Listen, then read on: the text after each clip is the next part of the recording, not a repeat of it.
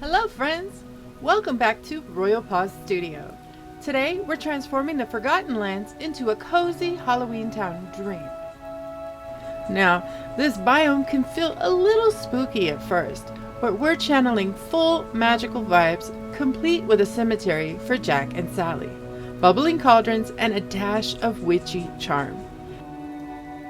The theme is mostly black and gray tones, with a focus on Nightmare Before Christmas pieces.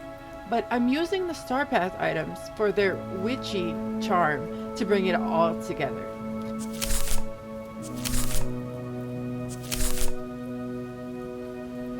The Starpath items I'm using are the stained glass greenhouse door and wall, the bewitched garden tools, the batty tree, the wooden potion cupboard, the witch's bookcase, and the greenhouse bench. And then from the Nightmare Before Christmas furniture, I'm using the Halloweentown clock, Skellington's bookshelves, both the large and the small, the Pumpkin King's throne, Jack Skellington's chalkboard, the Howling Cat statue, the Halloweentown archway, the Haunted Tonic's Skellington's hill, the Frightful fountain, and the Haunted pedestal. Then for Jack and Sally's cemetery, most of the pieces can be crafted. For that, we used a lot of broken stone pillars, ancient landing walls, crumbling walls, the black rose stone fence, the ancient glyph standing stones, and the elemental stones. Basically looking for any stony gray objects that can pass off as headstones. Then we'll tie it all together with the Halloweentown City Hall, the Artisan Firefly lamppost, and Main Street pathing. And don't forget the lush foliage.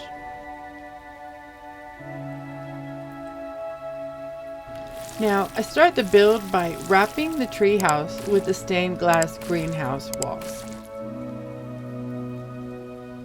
Oh, look how pretty it is! I can walk all the way around the inside now. Then we extend that wrapping around the entire biome. I start with the wall closest to the main entrance and wrap the walls along the outermost edge. Then I move the witchy furniture to the walls as well. Now I want to put the town hall here in this corner, but I need to make sure to leave space to access the corner. You know how the game likes to spawn in stuff around the corners and the villagers like to look out and get those scenic views. I gotta make sure it works. Yes, it works amazingly. Then I tried placing the batty tree next to the town hall, and then I got the biggest surprise. It's actually a companion house, but it's a bit too big for this spot, so I moved it to the pond for now. Back to the wall placement. I follow the outermost edge, leaving spaces for mining node access, using the doorways. Now, in the odd corners that I couldn't cover, I tucked in the batty trees. Because sometimes a straight line across the back walls misses hidden spaces, so I scooch the walls back to hug the terrain. It's only from above where you can really see the difference. Then once the biome is wrapped, I step back and I check it out. Lining the biome with walls changes it completely and gives it an enchanted feel. It looks like we need one more batty tree to cover this bald spot. Perfect. Now I've got this podium from the Back to the Beast Castle quest, and it feels like the perfect spot for the mayor's speeches. But it was a bit too close to the town hall, so I moved it in front of the pond. Maximum photo appeal. Now we place all the bookshelves and the potion cabinets in front of the walls. This is going to be the space for all the witches and wizards of the valley to practice and brew. But don't forget the chalkboard. They need somewhere to do their calculations. Now, let's give the mayor his car and take out these Cayendish standing stones from Merida. And also the cauldrons. I almost forgot. They'll look incredible in front of the town hall. Now on to Jack and Sally's cemetery.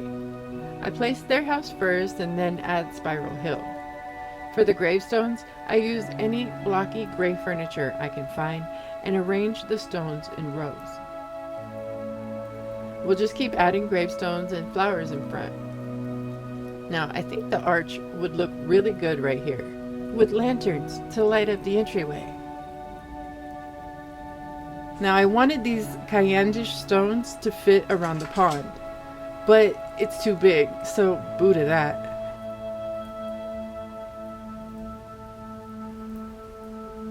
But I might not be able to fit the stones around the pond, but I think the well will fit. It does. Oswald's car would look really good back here too. Yeah.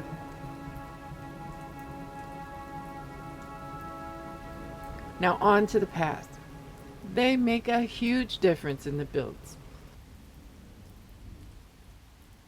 I started using the snowy path because I wanted it to stand out, but it didn't quite fit. So I switched to the Main Street path and I really like it.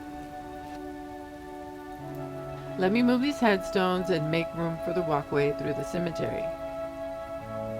And then move Spiral Hill to a better spot. Then I need to shift all the witchy furniture to the edges.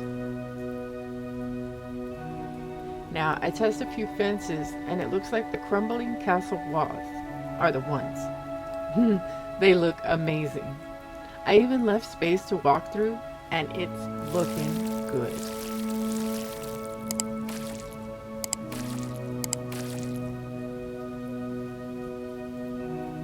Now to really dress up the cemetery. Flowers along the edges, elegant water lilies, a path to walk through, and candles on the pedestals.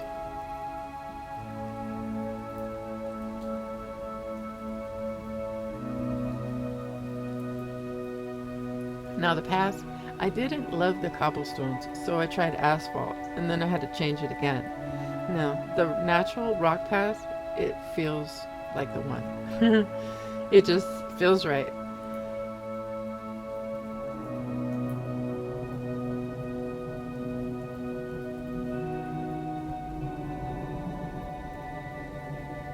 Now, on to Halloweentown. Not much to explain here, just moving all the witchy stuff in this area to make it useful for our witches and wizards. And then as new flowers spawn across the biome, I keep moving them to the tombstones. Now I need to decorate the Spiral Hill, and I think I'll continue that cemetery vibe right here in front. Alright, now it's time to light it up. We're going to place these gorgeous lanterns everywhere. Oh no, this corner is completely empty. But Hades' house would go here so nicely. Alrighty, almost finished now. It's time for trees. I like to place them in bunches of 2 or 3 different kinds with some bushes and flowers mixed in.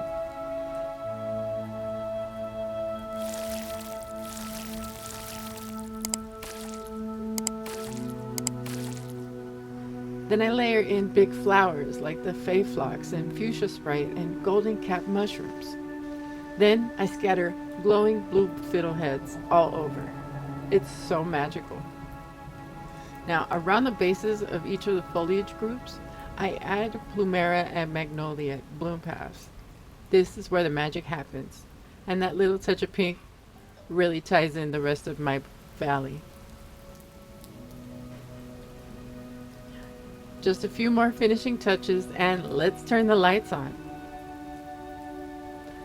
I am really loving this build, y'all, and I had so much fun creating this truly unique spot for Jack and Sally. Halloweentown looks amazing too. If this build made you feel warm and inspired, don't forget to like and subscribe. Now, let us know in the comments what you think we should transform next. Thank you for being here and for being you. Until next time.